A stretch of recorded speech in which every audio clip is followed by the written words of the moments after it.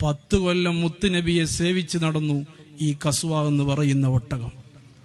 എങ്ങനെയാ ഈ കസ്വാവിന്റെ മരണം എന്നറിയോ?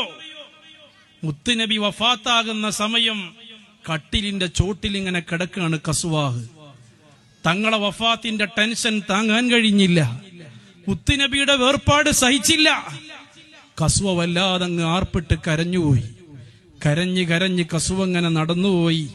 ജന്നത്തുൽ ബഖീന്റെ അവിടെ ചെന്നൊരു ചുമരുമ്മൽ കസ്വ തലട്ടടിച്ചു. മുത്തിൻ വഫാത്തിന്റെ നേരത്തും കട്ടിലിൽ ചോട്ടിലിരുന്നില്ലേ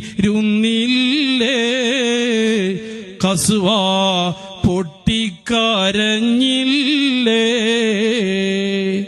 മുത്തി നടന്നും ഇഴഞ്ഞും ബഖീന്റെ മണ്ണിലമർന്നില്ലേ കസ്വ തല അടിച്ചില്ലേ. നമ്മളൊക്കെ 1000 കൊല്ലം മുത്തുനബിയെ സ്നേഹിച്ചാലും ആ കസ്വയുടെ ഓരത്തെത്താൻ നമുക്ക് കഴിയില്ല.